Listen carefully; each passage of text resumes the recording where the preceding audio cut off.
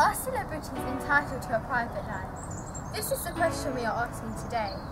We see celebrities on newspapers and on TVs, and everybody seems to know so much about them.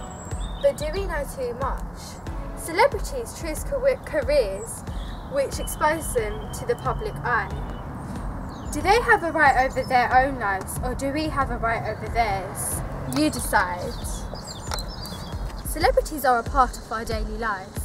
From when we log onto the internet or read our favourite magazine, we see pictures of them at a concert or leaked images of them drunk after a night out. But do we really want to see images of them dropping their children to school, or an argument with their spouse on the front page? This occurs because celebrities seem to be giving detailed interviews to keep them as the hot topic, even with the recent trends of reality TV, where celebrities are selling their own private lives for fame. Here is an interview with media teacher.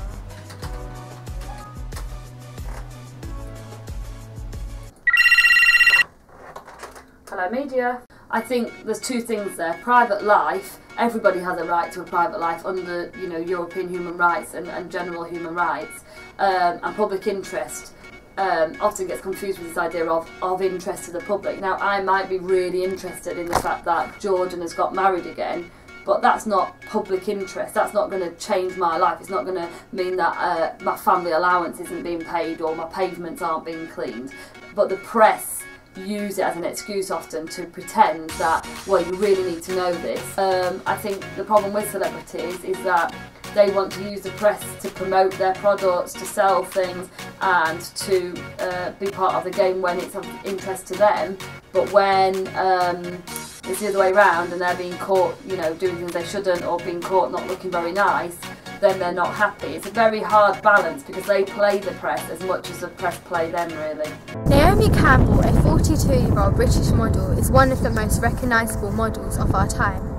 In 2004, she was seen leaving a rehab clinic, even though she denied being a recovering drug addict. Pictures of her were exposed in the Daily Mirror. She was outraged, and she claimed this went against Article 8 Human Rights Act. She decided to sue the newspaper for £1 million. When she took the newspaper to court, it turned out to be true, and the newspaper weren't lying. This shows that the newspaper does actually tackle the private lives of celebrities. Here is an interview with Jonathan from the PCC. The PCC at the moment is the complaints handling mechanism for complaints about the press from members of the public. There's been a Leveson inquiry at the present time which has decided recommendations for a future system. So those are now in the process of extreme negotiation between members of the industry and also between political parties. The PCC exists for everyone at the moment. It exists for all members of the public. It administers a code of practice which is called the Editor's Code of Practice. There are specific clauses there which the public can raise complaints about. Everybody, no matter who they are, from royalty to ordinary members of the public, will be dealt with in the same way. The phone hacking scandal hit our headlines in 2011 when The Guardian released an article on a new wave of celebrities' phones being hacked. The report led Metropolitan Police to launch an operation to investigate further.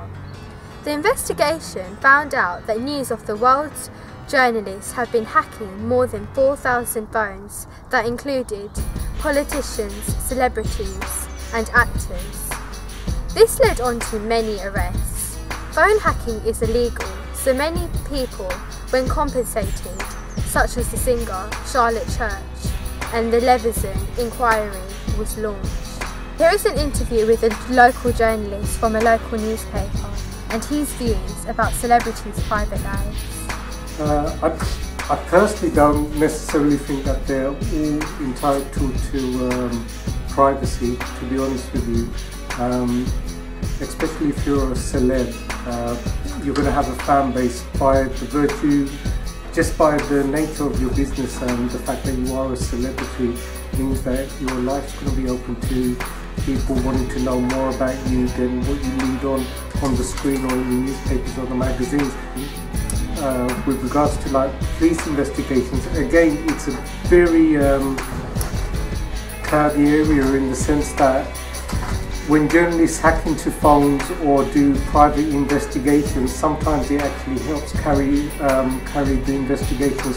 Sometimes they do it on purpose.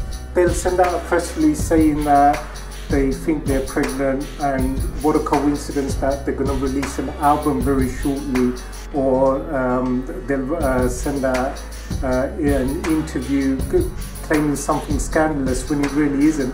They just need to have their name in and around magazines and newspapers, radio and whatnot, the media generally, just to promote a film, a movie, a television series. There isn't a clear line, and that's my whole point. There isn't any rules set in what is private and what isn't private. The Leveson Inquiry.